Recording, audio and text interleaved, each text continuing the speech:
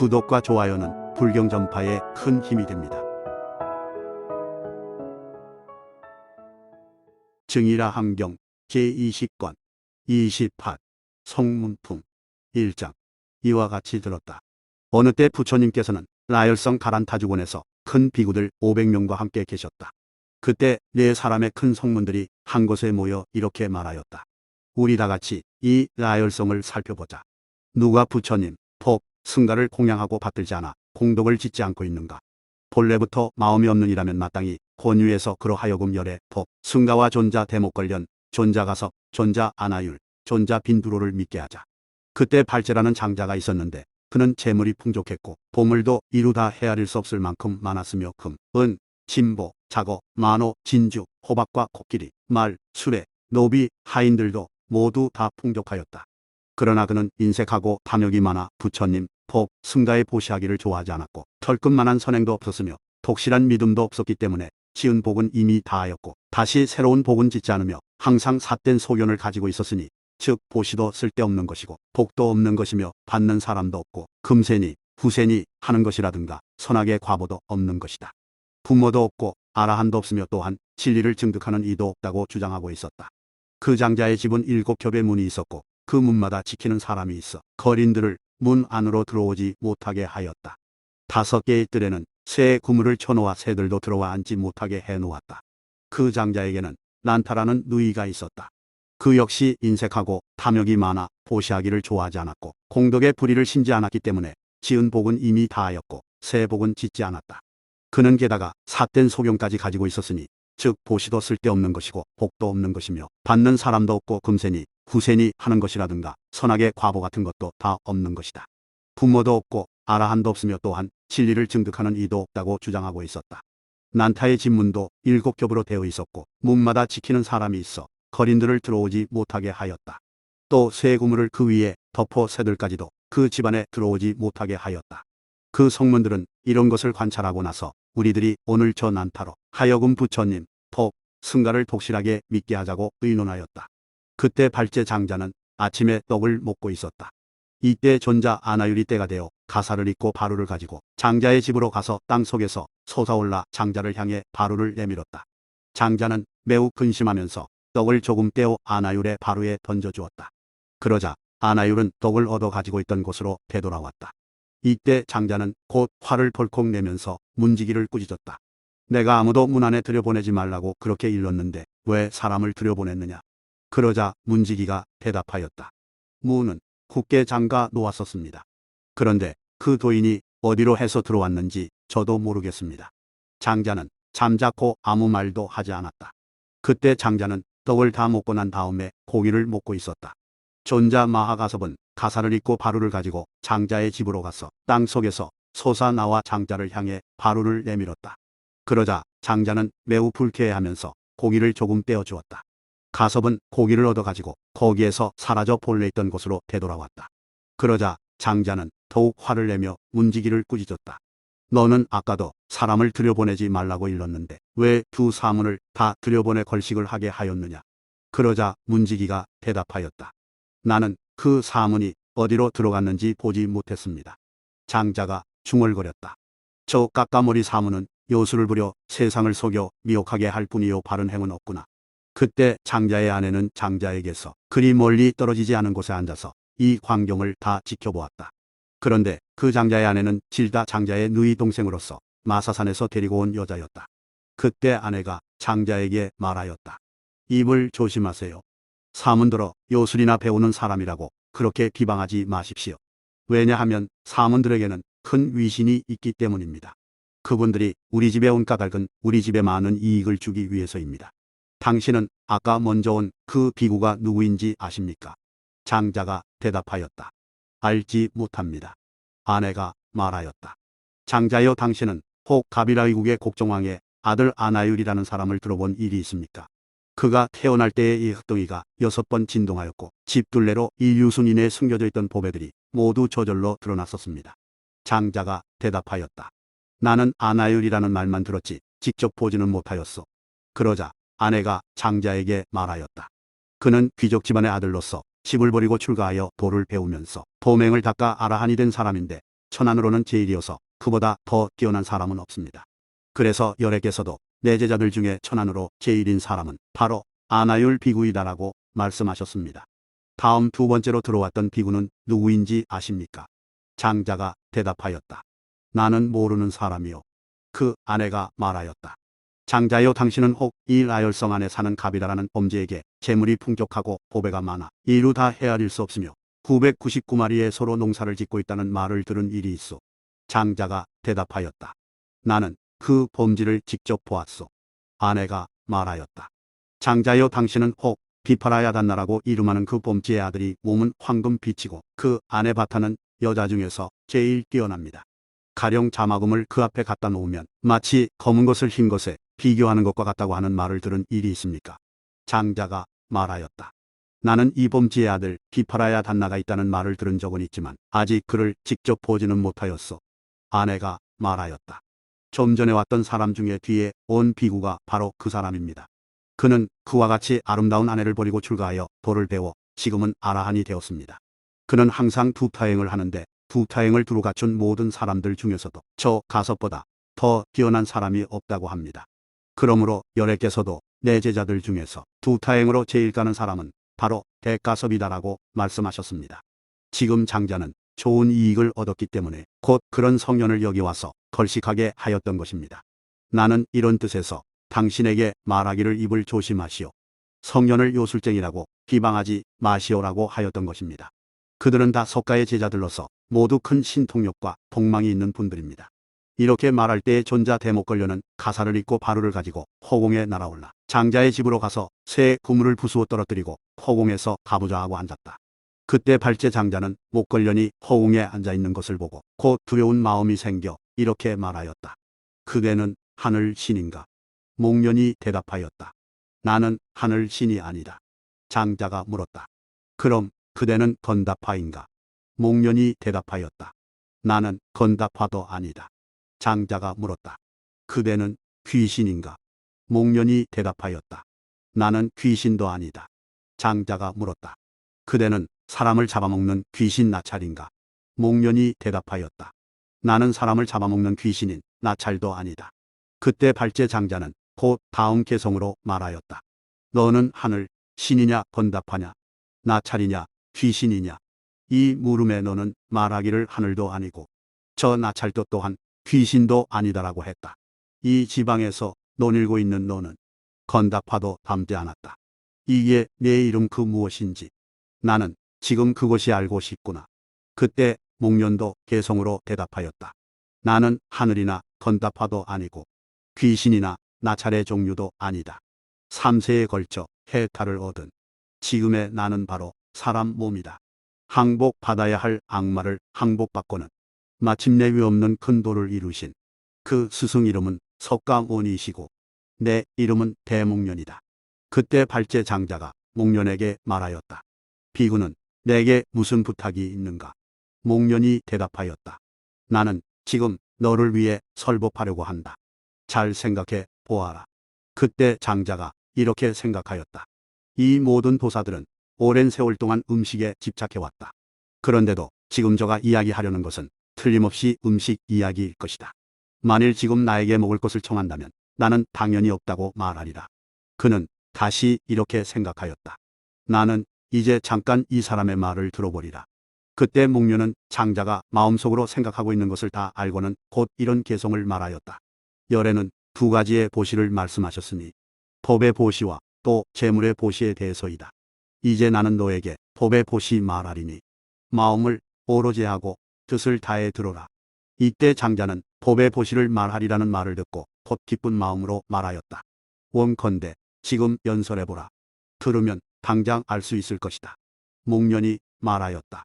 장자여, 마땅히 알아야 한다. 열애께서는 5가지 큰 보시를 말씀하셨다. 목숨을 마칠 때까지 마땅히 수행만을 생각하라. 장자는 다시 이렇게 생각하였다. 이 목련이 아까는 법의 보시에 대하여 말하겠다고 하더니 이제는 또 5가지 큰 보시가 있다고 말한다. 목련은 장자의 마음속에 품고 있는 생각을 알고 다시 장자에게 말하였다. 열애께서는 2가지 큰 보시에 대하여 말씀하셨다. 이른바 법의 보시와 재물의 보시이다. 나는 이제 법의 보시에 대하여 말하고 재물의 보시에 대해서는 말하지 않으리라.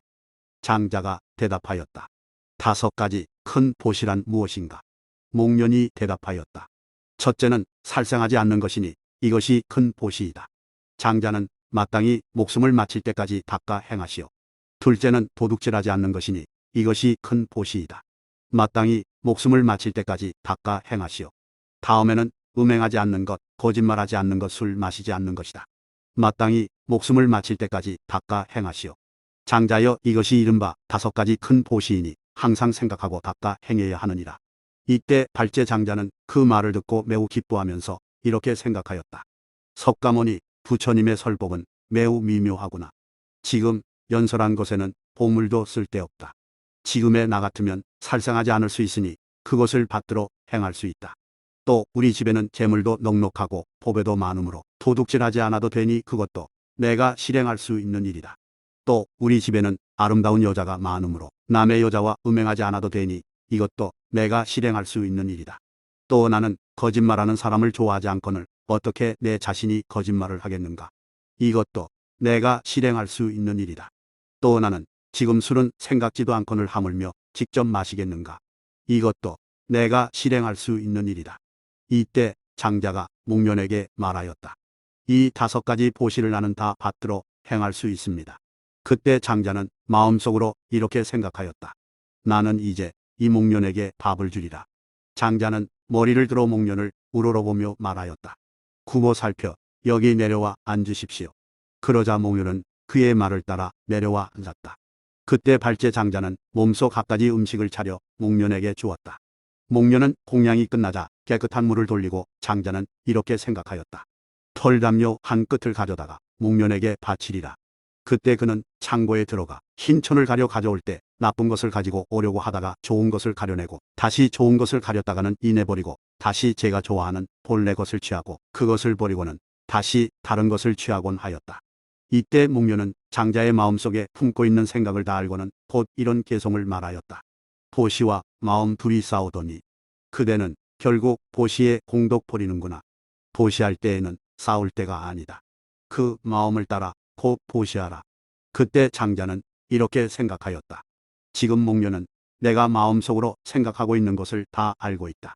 그리고는 곧 흰천을 가져다가 목련에게 바쳤다. 목련은 곧 이렇게 그를 축원하였다. 보시를 생각하는 것 훌륭하지만 현성이 있다고 아는 것은 보시 가운데서 가장 제일이 되나니 좋은 밭에서 과일이 나기 때문이니라. 그때 목련은 이런 축원을 마치고 나서 그 흰털 방석을 받음으로써 장자로 하여금 끝없는 복을 짓게 하였다. 그때 장자가 한쪽에 앉았다. 목련은 그를 위해 묘한 논을 설하였다.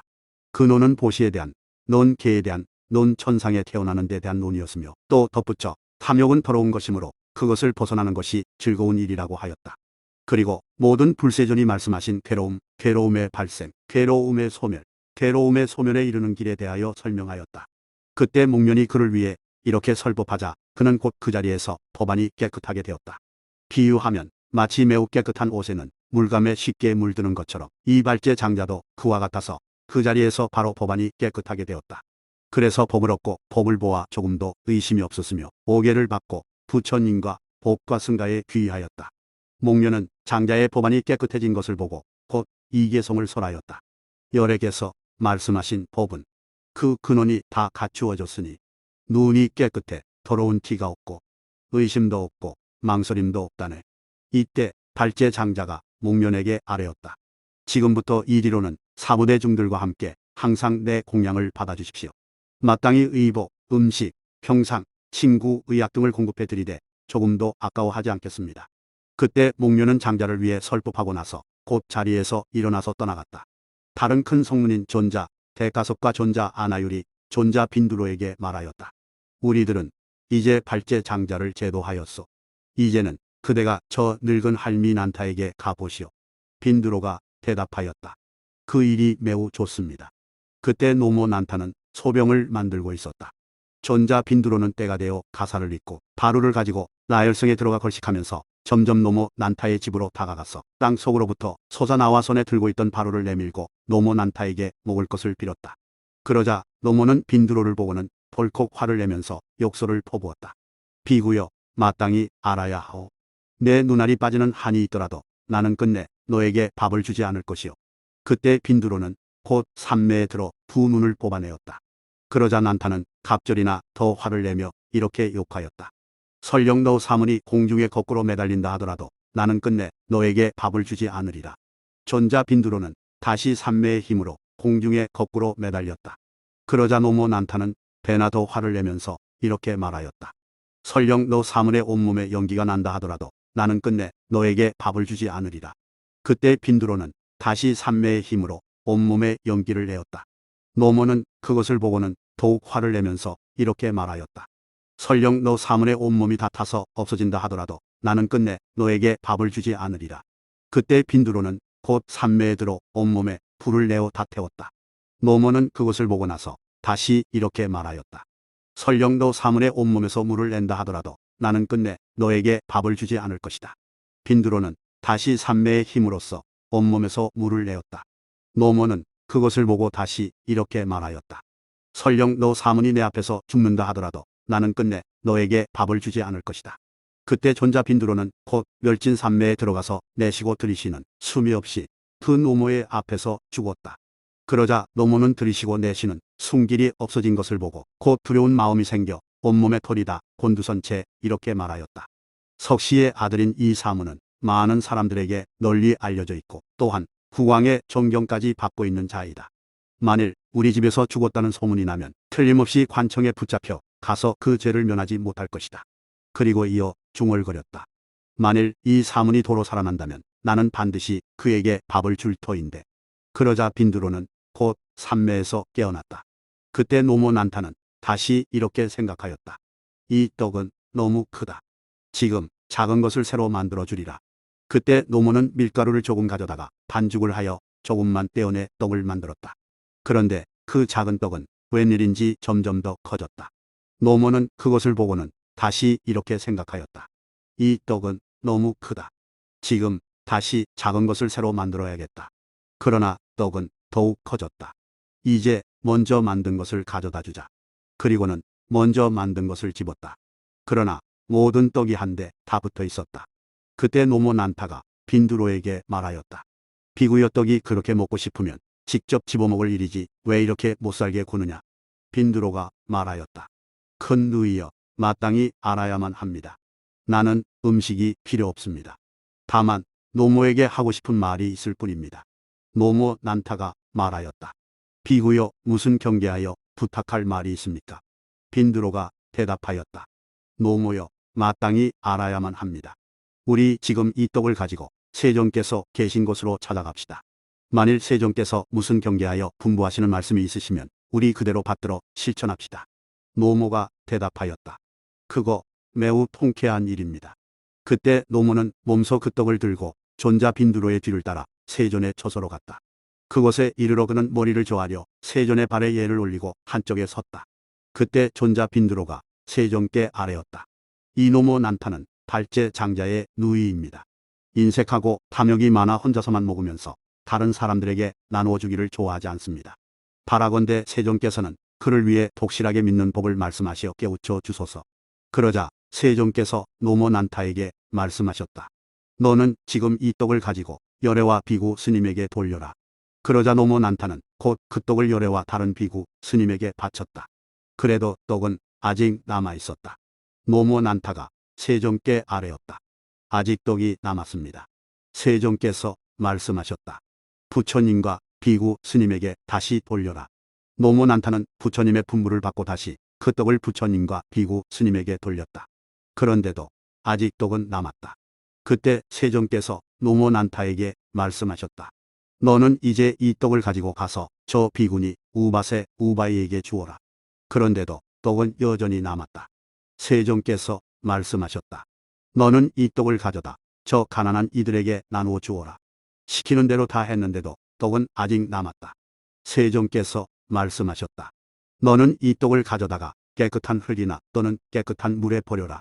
왜냐하면 열애, 지진, 등정각을 제외하고는 어떤 사문이나 바람은 그리고 하늘과 사람으로서는 이 떡을 다 소화할 일을 나는 보지 못했기 때문이다. 그렇게 하겠습니다. 세존이시여. 그때 노모 난타는 곧 그 떡을 가져다가 깨끗한 물에 버렸다. 그러자 곧 불꽃이 일어났다. 노모 난타는 그것을 보고 나서 곧 두려운 마음이 생겨 세종께 나아가 머리를 조아려 그 발에 예를 올리고 한쪽에 앉았다. 그때 세종께서는 그를 위해 점차로 설법하셨다. 그때 설법한 논은 보시에 대한, 논 계에 대한, 논 천상에 태어나는 데 대한 논이었으며 또 탐욕은 더러운 것이므로 그것을 벗어나는 것이 즐거운 일이라고 하는 것 등이었다. 그때 세종께서는 노모 난타가 마음의 이해가 생긴 것을 보시고 다시 모든 부처님께서 항상 설하셨던 법인 괴로움, 괴로움의 발생, 괴로움의 소멸, 괴로움의 소멸에 이르는 길에 대하여 노모 난타에게 말씀해 주셨다. 그러자 그 노모는 곧 그 자리에서 법안이 깨끗하게 되었다. 비유하면 흰천은 물감에 물들기 쉬운 것처럼 이 또한 그와 같아서 그때 노모 난타는 모든 번뇌가 다 없어지고 법안이 깨끗하게 되었다. 그는 법을 얻고 법을 이루어 아무 의심이 없었고 이미 망설임을 벗어나 두려운 것이 없게 되었다. 그래서 삼존을 받들어 섬기고 오계를 받들어 가졌다. 그때 세종께서 그를 위해 거듭 설법하시어 그로 하여금 기쁜 마음을 내게 하셨다. 그때 난타가 세종께 아뢰었다. 지금부터 이후로는 사부대중들이 저의 집에서 보시를 받게 하소서. 지금부터는 항상 보시를 행하고 온갖 공덕을 닦으며 모든 성현들을 받들겠습니다. 그는 곧 자리에서 일어나 머리를 조아려 부처님의 발에 예를 올리고 이내 물러나 떠났다. 그때 발제 장자와 그 누이 난타에게 우바간이라는 동생이 있었다. 그는 아사세 왕과 어릴 때부터 서로 친하게 사귀어 매우 사랑하는 사이였다. 그때 우바간이 장자는 농사를 짓고 있었는데 그의 형 발제와 누이 난타가 열애에게 법의 교화를 받았다는 말을 듣고는 기뻐서 어쩔 줄 모르면서 이래 동안 잠도 자지 않고 밥도 먹지 않았다. 그때 장자는 농사일을 마치고 라열성으로 돌아가던 도중에 이렇게 생각하였다. 나는 지금 먼저 세종께서 계시는 곳에 갔다가 다음에 집으로 가리라. 그는 세종께 나아가 머리를 조아려 그 발에 예를 올리고 한쪽에 앉았다. 그때 장자가 세종께 아뢰었다. 저의 형 발제와 누이 난타가 열애의 교화를 받았습니까? 세종께서 말씀하셨다. 그렇다 장자야. 지금 발제와 난타는 네 가지 진리를 보고 온갖 착한 법을 수행하고 있다. 그때 우바간이 장자가 세종께 아뢰었다. 저희 집안이 큰 이익을 얻었습니다. 세종께서 말씀하셨다. 그렇다. 장자야, 내 말과 같다. 지금 너의 부모는 매우 큰 이익을 얻었고 후세의 복까지 심었느니라. 그때 세종께서 장자를 위해 미묘한 법을 설명하셨다. 장자는 그것을 듣고 나서 곧 자리에서 일어나 머리를 조아려 그 발에 예를 올리고 이내 물러나 떠나갔다. 그는 아사세 왕의 처소를 찾아가 한쪽에 앉았다. 그때 왕이 장자에게 물었다. 너의 형과 누이가 열애의 교화를 받았느냐? 대답했다. 그렇습니다. 대왕이시여. 왕은 이 말을 듣고 기뻐 뛰면서 어쩔 줄을 몰라 했다. 곧 종을 치고 북을 울려 성 안에 칙령을 내렸다. 지금부터 이후로는 부처님을 섬기는 집안에는 세금을 받지 말고 또 부처님을 섬기는 사람은 마중하고 배웅하도록 하라. 왜냐하면 그들은 다 도법에서 나의 형제이기 때문이다. 그때 아사세 왕은 갖가지 음식을 내어 장자에게 주었다. 그러자 장자는 갑자기 이렇게 생각하였다. 나는 아직 우바세로서 어떤 음식을 먹어야 하고 어떤 장을 마셔야 하는가에 대해서 세종께 듣지 못하였다.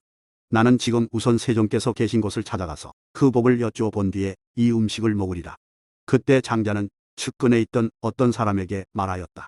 너는 세종께 나아가 머리를 조아려 그 발에 예를 올리고 내 말로 세종께 우바가니 장자는 세종께 여쭙나이다. 대개 현자의 법으로서는 몇 가지 계를 가져야 하며 몇 가지 계를 봉하면 청신사가 아니옵니까? 또 어떤 음식을 먹어야 하고 어떤 장을 마셔야 합니까? 하고 여쭈어 보아라. 그때 그 사람은 장자의 부탁을 받고 세종께서 계신 곳을 찾아가서 머리를 조아려 그 발에 예를 올리고 한쪽에 서 있었다.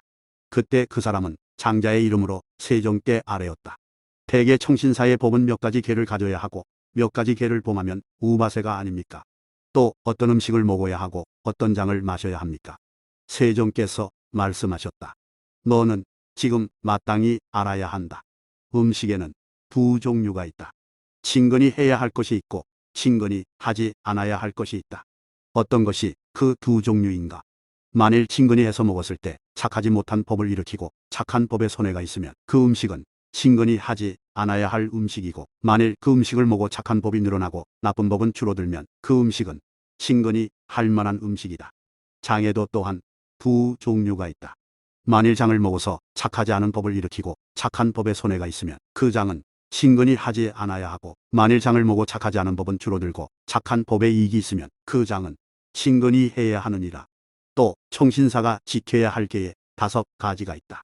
그 중에서 1가지 계, 2가지 계, 3가지 계, 4가지 계와 나아가 5가지 계를 다 가질 수 있으면 모두 가져야 하고, 또 모두 가질 수 있다는 이에게는 2번, 3번 물어서 가지게 하라.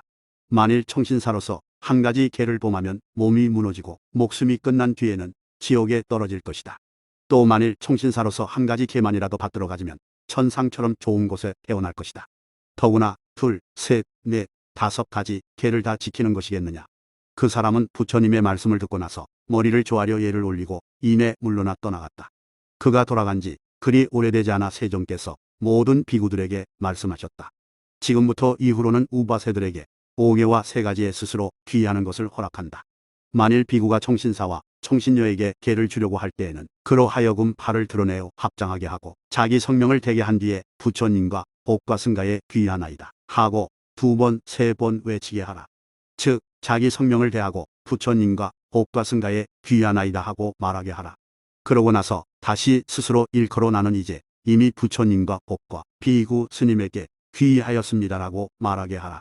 그것은 석가모니 부처님께서 3가지에 스스로 귀의한다는 장사꾼 500명의 말을 최초로 받아들이고 목숨을 마칠 때까지 살생하지 않고 도둑질하지 않으며 음행하지 않고 속이지 않으며 술을 마시지 않겠습니다 하고 말하게 한 것과 같으니라.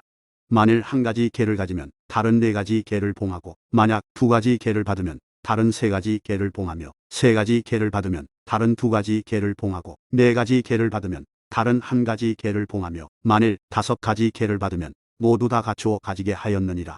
그때 비구들은 부처님의 말씀을 듣고 기뻐하며 받들어 행하였다. 2장. 이와 같이 들었다. 어느 때 부처님께서는 사위국 기숙국 고도군에 계셨다. 그때 세종께서 모든 비구들에게 말씀하셨다. 해와 달에는 4가지로 그늘이 드리워져 있어 광명을 들어 내지 못하게 한다. 어떤 것이 그 4가지인가? 첫째는 구름이요, 둘째는 티끌이며, 셋째는 연기요, 넷째는 아수륜이다. 그것들이 해와 달을 가려 광명을 나타내지 못하게 한다. 비구들아, 이것을 일러 4가지 가리움이 있어 해와 달이 광명을 드러내지 못하게 한다고 말하는 것이니라. 비구들아, 이와 같아서 사람에게도 사결이 있어 사람의 마음을 덮고 가려 여러 깨닫지 못하게 한다. 어떤 것이 그 4가지인가? 첫째는 탐욕의 본내이니 그것이 사람의 마음을 덮고 가려서 여러 깨닫지 못하게 한다. 둘째는 성냄이고, 셋째는 어리석음이며, 넷째는 이양이니 이런 것들이 사람의 마음을 덮고 가려서 여러 깨닫지 못하게 한다. 비구들아, 이것을 일러 사결이 있어 사람의 마음을 덮고 가려서 여러 깨닫지 못하게 한다고 하는 것이니라. 그러므로 마땅히 방편을 구해 이 사결을 없애도록 해야 한다. 모든 비구들아, 마땅히 이와 같이 배워야 한다. 그때 비구들은 부처님의 말씀을 듣고 기뻐하며 받들어 행하였다. 3장. 이와 같이 들었다. 어느 때 부처님께서는 아람이라고 하는 사당 곁에 계셨다. 그때 한 겨울이어서 나뭇잎은 모두 말라 떨어졌다. 그때 수아라바라고 하는 장자의 아들이 성을 나와 밖에서 거닐다가 점점 세종께서 계신 곳에 이르러 세존을 뵙고 머리를 조아려 그 발에 예를 올리고 한쪽에 앉았다. 그때 그 장자가 세종께 아뢰었다. 살피지 못했습니다. 어젯밤에 잘 주무셨습니까? 세종께서 말씀하셨다. 그렇다, 동자야, 기분 좋게 잘 잤다. 그때 장자의 아들이 부처님께 아뢰었다. 지금은 한창 추운 때라 만물이 모두 시들어 떨어졌습니다. 더구나 세종께서는 풀자리를 쓰고 계시며 입으신 옷도 매우 얇습니다. 그런데도 세종께서는 어떻게 잘 주무셨다고 말씀하십니까?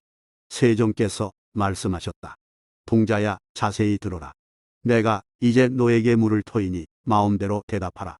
만일 어떤 장자가 집을 단단하게 단속해서 바람이나 먼지가 없고 방 안에는 짐승들의 가죽과 비단으로 된 침구가 있어 아무 불편이 없으며 얼굴이 단정하고 낯은 토와 같으며 세상에 보기 드물게 아름다워 아무리 보아도 실증이 나지 않은 미녀 4명이 있고 또 등불이 켜져 있다면 그 장자는 유쾌하게 잘 잘 수 있겠느냐? 장자의 아들이 대답하였다. 그렇습니다. 세존이시여. 좋은 침상이 있으면 유쾌하게 잘 수 있을 것입니다. 세종께서 말씀하셨다. 어떠냐? 장자의 아들아, 또 그 사람이 유쾌하게 잘 수 있을 것이다. 그러나 만일 때때로 탐욕이 일어난다면 그 탐욕으로 말미암아 유쾌하게 잘 수 없지 않겠느냐? 장자의 아들이 대답하였다. 그렇습니다. 세존이시여. 만일 그 사람에게 탐욕이 일어나면 유쾌하게 잘 수 없을 것입니다. 세존께서 말씀하셨다. 그렇다. 그 사람은 탐욕이 왕성하지만 지금 나는 그런 탐욕이 아주 다 끊어져서 남은 것이 없고 또 근본이 없어 다시는 일어나지 않는다. 어떠냐? 장자의 아들아, 만일 성내는 마음과 어리석은 마음이 일어난다고 하면 그래도 유쾌하게 잘 수 있겠느냐? 동자가 대답하였다. 편히 잘 수 없을 것입니다. 왜냐하면 그 삼독에 마음이 있기 때문입니다. 세종께서 말씀하셨다. 지금 열애에게는 그런 마음이 아주 다 없어져서 남은 것이 없고 또 그 뿌리까지도 없느니라. 동자야, 마땅히 알아야 한다. 내가 지금 네 가지 자리에 대하여 설명하리라. 어떤 것이 그 네 가지 자리인가? 낮은 자리, 하늘 자리, 봄 자리, 부처 자리가 그것이다. 동자야, 마땅히 알아야 한다. 낮은 자리라는 것은 곧 전륜성왕의 자리이고 하늘 자리라는 것은 바로 섭지환인의 자리이며 봄 자리라는 것은 곧 봄천왕의 자리이고 부처님의 자리라는 것은 바로 네 가지 진리의 자리이니라. 또 낮은 자리라는 것은 수다원으로 향하는 자리이고 하늘 자리라는 것은 수다원을 얻은 자리이며 봄 자리라는 것은 사다함으로 향하는 자리이고 부처 자리라는 것은 사이지의 자리이니라. 또 낮은 자리라는 것은 사다함을 얻은 자리이고 하늘 자리라는 것은 아나함으로 향하는 자리이며 봄 자리라는 것은 아나함을 얻은 자리이고 부처 자리라는 것은 네 가지 평등한 자리이니라. 또 낮은 자리라는 것은 욕계의 자리이고 하늘 자리라는 것은 색계의 자리이며 봄 자리라는 것은 무색계의 자리이고 부처 자리라는 것은 사신족의 자리이니라. 그러므로 동자야, 열애는 이 사신족의 자리에 누워 유쾌하게 잘 잘 수 있고 그 가운데에서 음욕과 성냄과 어리석음의 마음을 일으키지 않느니라. 이 삼독의 마음을 일으키지 않기 때문에 곧 무여열반의 세계에서 반열반하였느니라. 그래서 나고 죽음이 이미 끝났고 보맹이 이미 섰으며 할 일을 이미 다 마쳐 다시는 후생에서 몸을 받지 않는다는 것을 사실 그대로 알았느니라.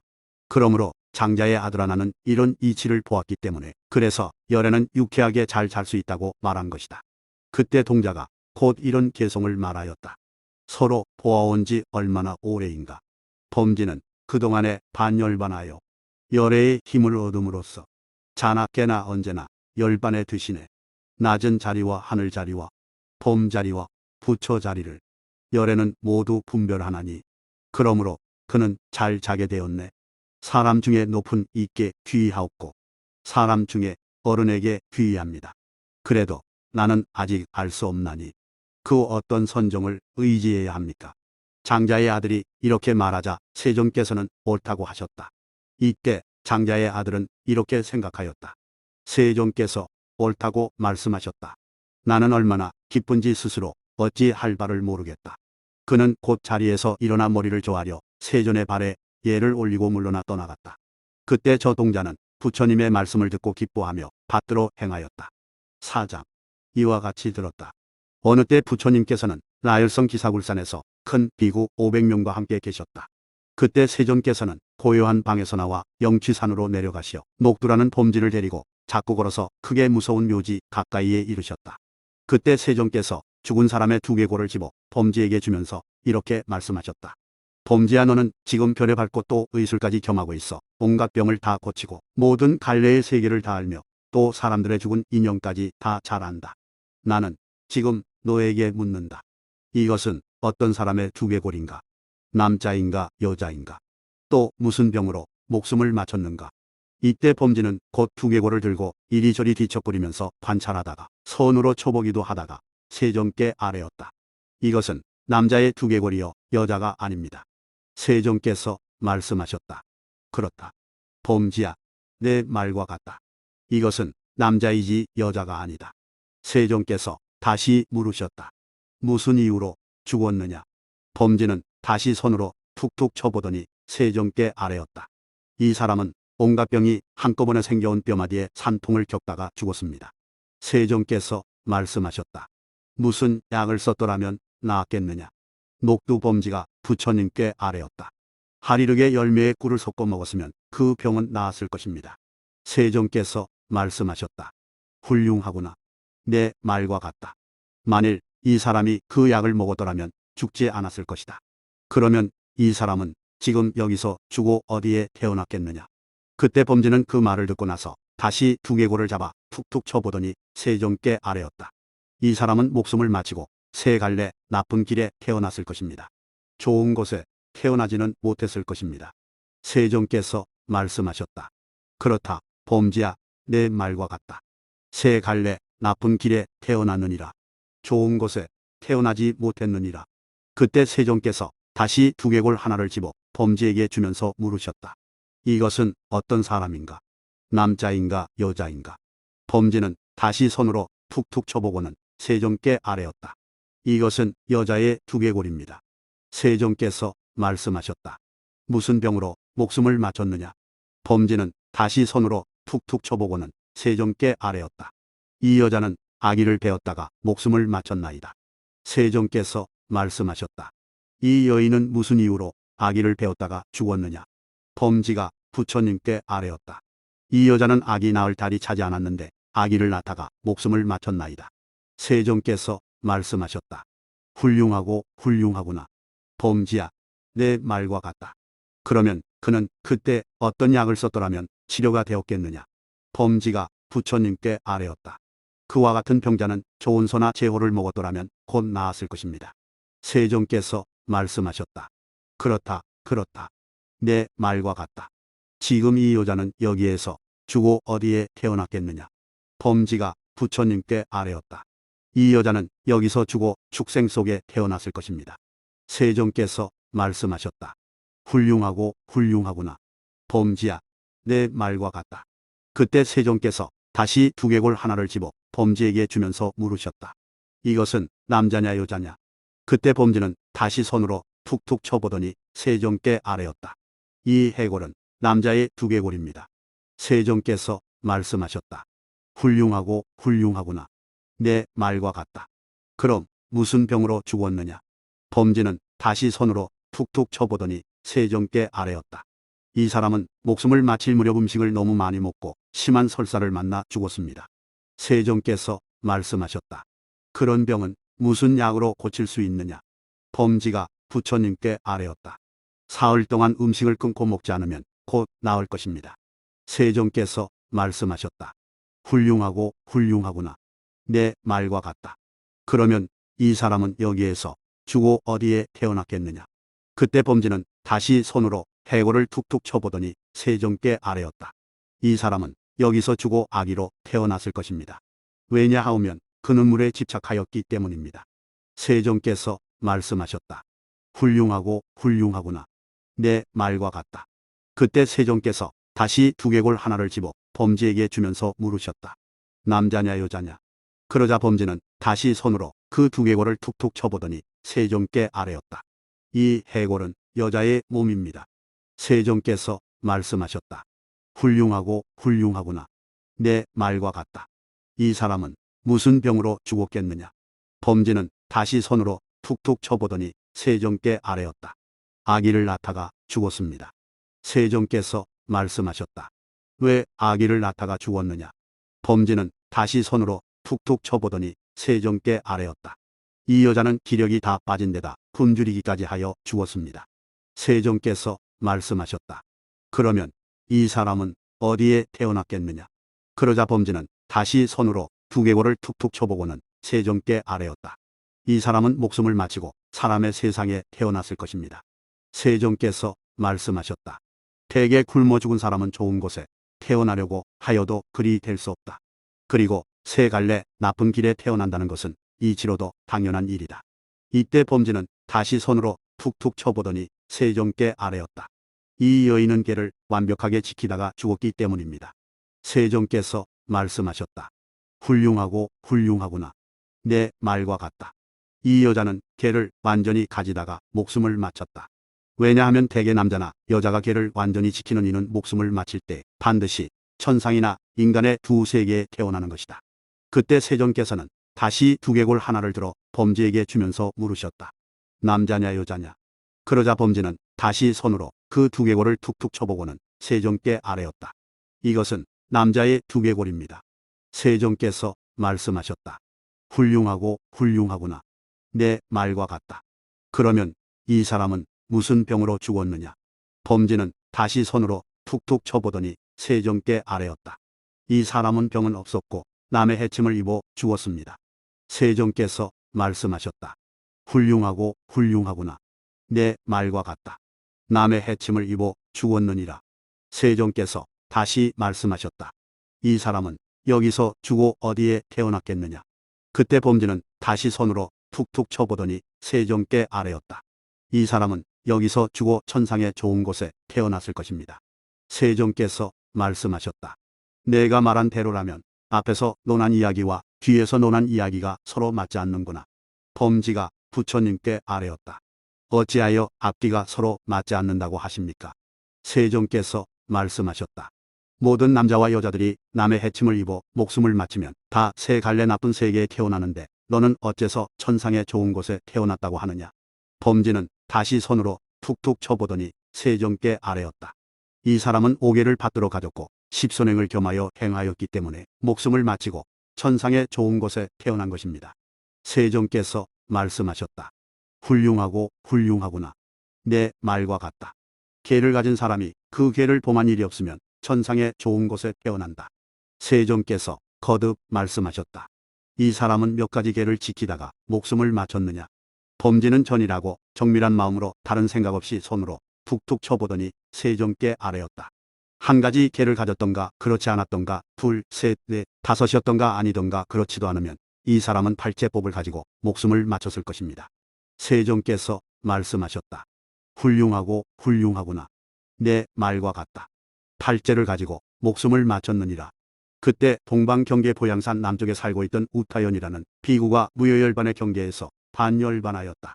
그때 세종께서는 팔을 굽혔다 펴는 동안만큼의 아주 짧은 시간에 그곳에 가서 그 두개골을 가져다가 범지에게 주면서 말씀하셨다. 남자냐 여자냐. 범지는 다시 손으로 툭툭 쳐보더니 세종께 아뢰었다. 제가 이 두개골을 살펴보니 원래 남자도 아니고 여자도 아니옵니다.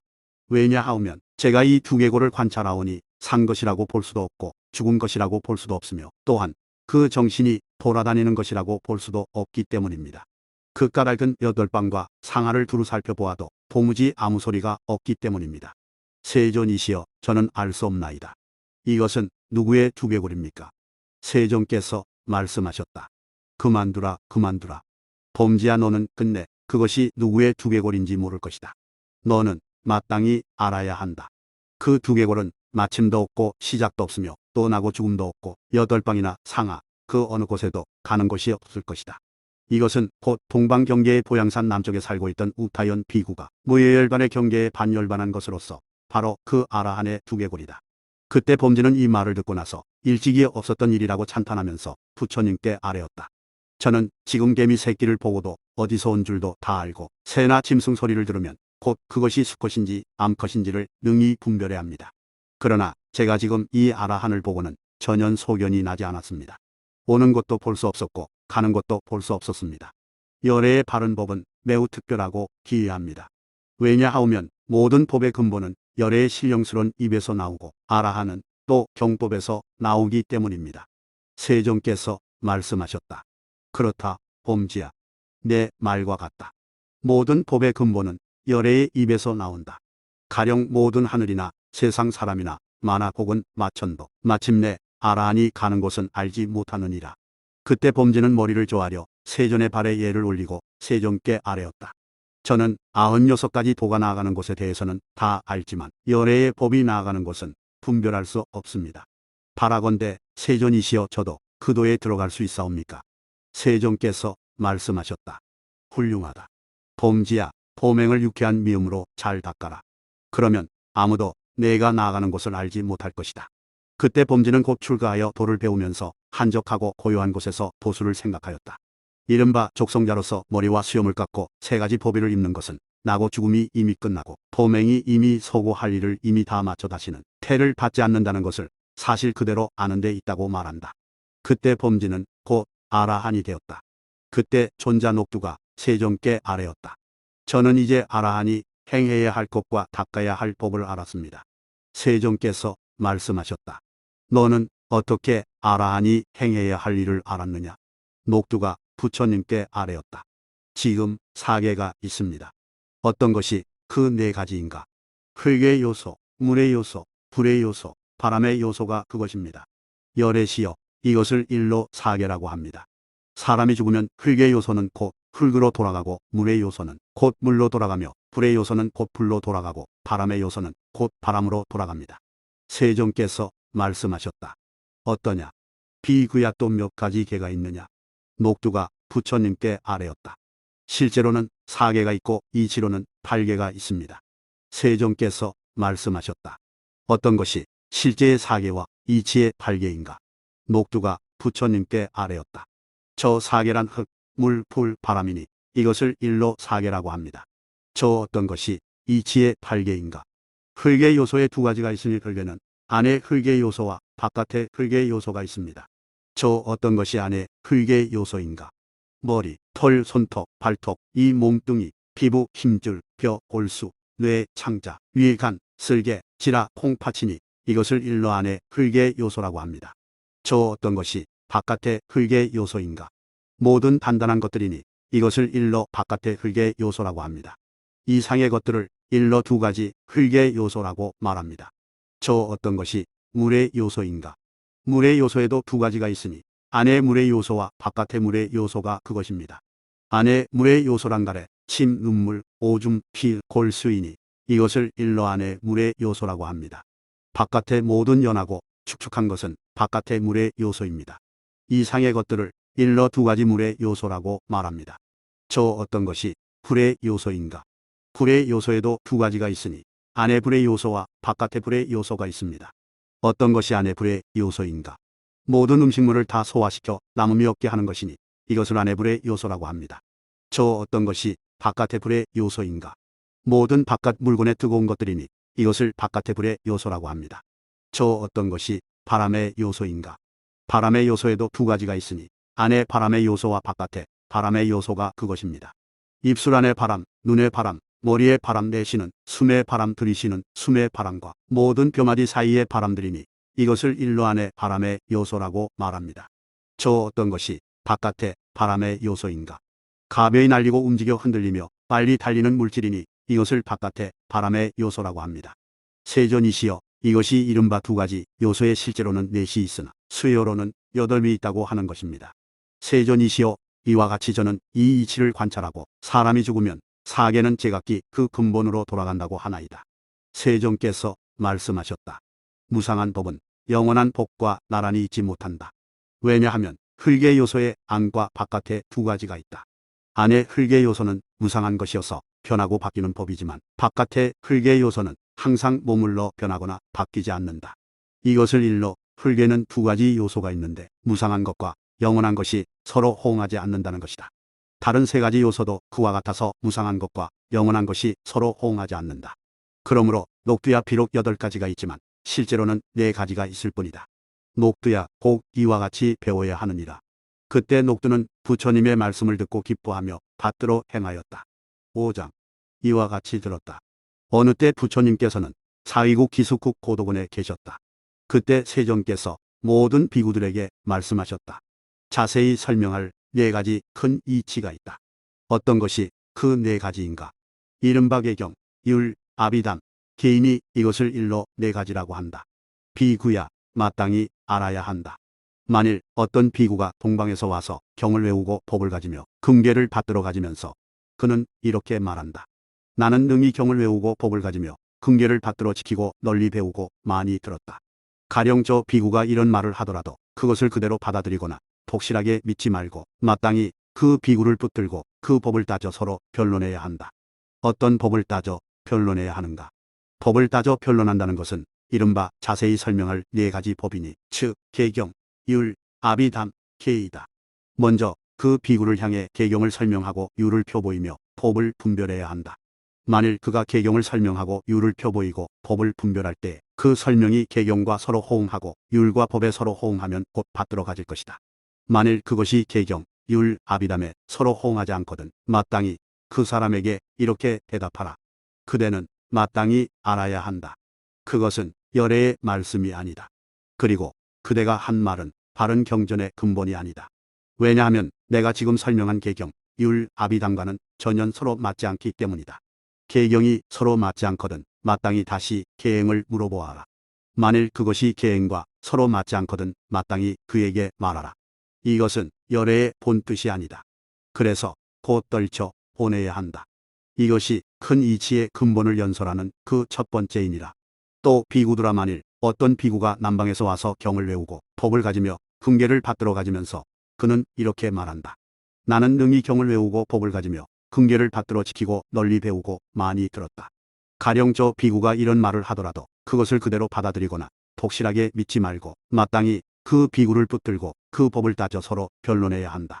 가령 그 비구의 말이 이치에 맞지 않거든 마땅히 떨쳐보내고, 만일 이치에 맞거든 마땅히 그에게 이렇게 대답하라. 그것은 옳은 말이다. 그러나 바로 경의 근본은 아니다. 그때 마땅히 그 이치는 취하고 경책은 받지 말라. 왜냐하면 이치는 경을 해설하는 근원이기 때문이다. 이것을 일러 큰 이치의 근본을 연설하는 두 번째라고 하느니라. 또 비구들아, 만일 어떤 비구가 서방에서 와서 경을 외우고 법을 가지며 금계를 받들어 지키고 널리 배우고 많이 들었다고 말하거든 그 비구에게 계경, 율, 아비담을 설명하라. 그러나 그 비구가 문자만 이해하고 뜻을 이해하지 못하거든 마땅히 그 비구에게 이렇게 말하라. 우리는 이 말이 열애의 말씀인지 아닌지 분명히 모른다. 만일 그가 계경, 율, 아비담을 설명할 때의 문자만 이해하고 뜻은 이해하지 못하거든 비록 그 비구의 말을 듣더라도 훌륭하다고 칭찬하지도 말고 나쁘다고 말하지도 말라. 또 계행을 물어보아 이치에 맞거든 받들어 가져라. 왜냐하면 계행은 문자와는 맞지만 그 뜻은 밝힐 수 없기 때문이다. 이것을 일러 이치를 연설하는 세 번째라고 하느니라. 또 비구들아, 만일 어떤 비구가 북방에서 와서 경을 외우고 법을 가지며 금계를 받들어 행하면서 여러분 의심이 있거든 곧 내게 와서 그 뜻을 물으라. 내가 마땅히 설명하리라 하고 설령 그 비구가 말하더라도 그것을 그대로 받아들이거나 외우지 말고 그 비구에게 계경, 율, 아비담, 계를 물어보아라. 그래서 서로 맞거든 곧 그 이치를 묻고 또 이치가 옳거든 그 비구를 이렇게 칭찬해 주어라. 훌륭하고 훌륭합니다. 현사여, 그것은 진실로 열에게서 말씀하신 이치와 어긋나지 않고 계경, 율, 아비담, 계에 잘 맞습니다. 그리고 공양으로 그 비구를 대접하라. 왜냐하면 열에는 법을 공경하기 때문에 법을 공양하는 이는 곧 나를 공경하는 것이기 때문이다. 이미 법을 본이라면 그는 곧 나를 보는 것이다. 법이 있으면 곧 내가 있고, 법이 있으면 곧 비구승이 있으며, 법이 있으면 곧 사부대중이 있고, 법이 있으면 사성이 세상에 있다. 왜냐하면 법이 세상에 있으므로 말미암아 이 형급 중에 큰 위음스런 왕이 나오게 되었기 때문이다. 이로부터 곧 사성이 이 세상에 있게 된 것이다. 법이 이 세상에 있기 때문에 곧 사성이 이 세상에 있게 되었으니 곧 찰리, 바람은 공사, 거사정이 그것이다. 만약 법이 있으면 곧 전륜성왕의 자리가 끊어지지 않고, 만약 법이 이 세상에 있으면 사천왕의 종족과 도술천, 염천, 화자재천이 이 세상에 존재하게 된다. 만약 법이 이 세상에 있으면 욕계천, 색계천, 무색계천이 이 세상에 존재하게 된다. 만약 법이 이 세상에 있으면 곧 수다원, 사다함, 아나함, 아라한, 벽지불과 불법이 이 세상에 나타나느니라. 그러므로 비구들아, 마땅히 법을 잘 공경해야 하느니라. 그 비구가 수시로 공양하고 그대들이 필요로 하는 것을 이바지하거든 그에게 이렇게 말하라. 훌륭하고 훌륭하다. 내 말과 같다. 그대가 오늘 말한 것은 바로 열애의 말씀이다. 비구들아, 이것을 일러 자세히 연설해야 할 네 가지 큰 이치라고 하는 것이니라. 그러므로 모든 비구들아, 너희들은 마땅히 마음과 뜻을 바로잡아 이 네 가지 일을 행하되 실수가 없도록 해야 하느니라. 모든 비구들아, 마땅히 이와 같이 배워야 한다. 그때 모든 비구들은 부처님의 말씀을 듣고 기뻐하며 받들어 행하였다. 6장. 이와 같이 들었다. 어느 때 부처님께서는 사위국 기숙국 고도군에 계셨다. 그때 바사니광이 이른 아침에 네 종류의 군사를 거느리고 법의 깃털로 장식한 수레를 타고 세종께 나아가 머리를 조아려 그 발에 예를 올리고 한쪽에 앉았다. 그때 세종께서 대왕에게 물으셨다. 대왕이시여, 어디서 오시기에 그렇게 먼지를 뒤집어 쓰고 네 종류의 군사를 모았습니까? 무슨 일이 있습니까? 바사니광이 세종께 아뢰었다. 지금 이 나라에 큰 도적이 일어났기 때문에 어제 밤중에 군사를 일으켜 그들을 사로잡았습니다. 그래서 몸이 매우 피곤하여 바로 궁으로 돌아갈까 하다가 도중에서 이렇게 생각하였습니다. 나는 열애를 먼저 찾아가 뵙고 그 다음에 궁전으로 돌아가자. 이러한 인연 때문에 자나게나 편치 못하였더니 지금은 도적을 쳐부순 공로가 있어서 너무도 기뻐 어쩔 줄을 몰라 일부러 이렇게 와서 배옵는 것입니다. 만일 내가 어젯밤에 군사를 일으키지 않았더라면 도적을 잡지 못했을 것입니다. 그때 세종께서 말씀하셨다. 그런 일이 있었습니까? 대왕이시여, 대왕의 말과 같습니다. 왕은 마땅히 알아야만 합니다. 먼저는 괴로우나 뒤에는 즐거운 네 가지 일이 있습니다. 어떤 것이 그 네 가지인가? 아침에 일찍 일어나는 것은 먼저는 괴로우나 뒤에는 즐겁습니다. 기름과 소를 마시는 것은 먼저는 괴로우나 뒤에는 즐겁습니다. 쓴 약을 마시는 것은 먼저는 괴로우나 뒤에는 즐겁습니다. 살림살이와 혼인을 하는 것은 먼저는 괴로우나 뒤에는 즐겁습니다. 대왕이시여, 이것을 일러 먼저는 괴로우나 뒤에는 즐거운 네 가지 일이라고 말한 것입니다. 그때 바사니 왕이 세종께 아뢰었다. 세존의 말씀은 참으로 옳으신 말씀입니다. 그런 네 가지 일은 먼저는 괴로우나 뒤에는 즐겁습니다. 왜냐하면 나는 오늘 그 네 가지 일을 손바닥 위에 있는 굿을 보듯이 환히 보았기 때문입니다. 그것은 다 먼저는 괴로우나 뒤에는 즐거운 것들입니다. 그때 세종께서는 왕을 위해 미묘한 법을 설하시어 기쁜 마음을 내게 하셨다. 왕은 설법을 듣고 나서 세종께 아뢰었다. 나라 일이 너무 많아 돌아가고자 하옵니다. 세종께서 말씀하셨다. 마땅히 그때를 알아야만 할 것입니다. 그때 바사니 광은 곧 자리에서 일어나 머리를 조아려 세존의 발에 예를 올리고 부처님을 3번 돌고 곧 물러갔다. 왕이 떠난 지 그리 오래되지 않아 세종께서 모든 비구들에게 말씀하셨다. 먼저는 괴로우나 뒤에는 즐거운 네 가지 일이 있다. 어떤 것이 그 네 가지인가? 도맹을 닦는 일은 먼저는 괴로우나 뒤에는 즐겁다. 경문을 외우는 일은 먼저는 괴로우나 뒤에는 즐겁다.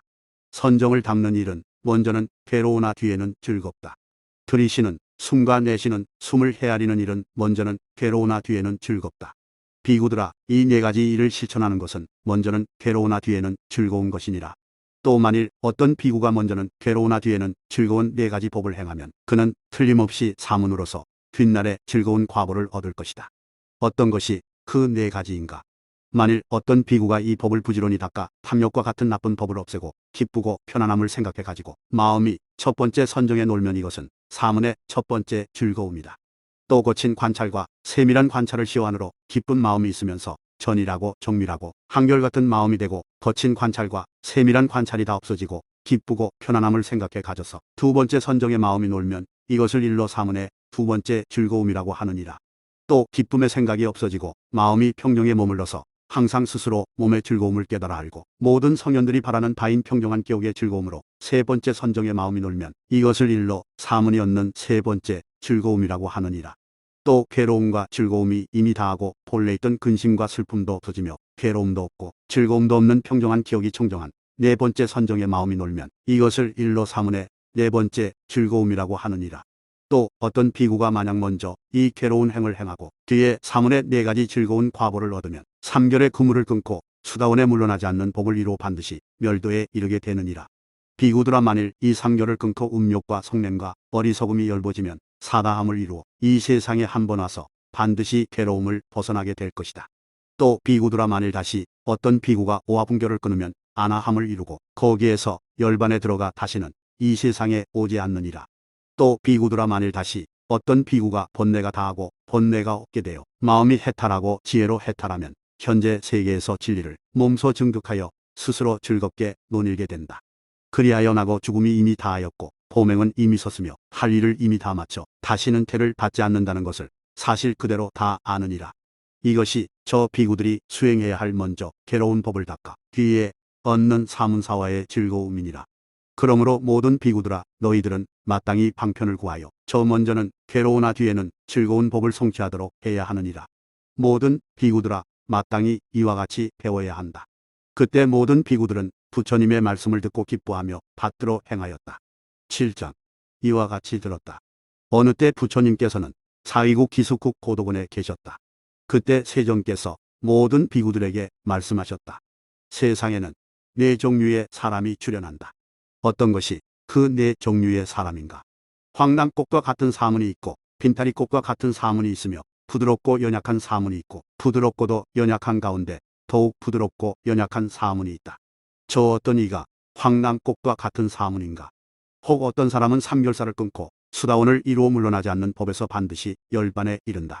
그러나 지극히 더딘 이는 7번 죽고 7번 태어나야 한다. 혹은 가가나 일경이 되기도 한다.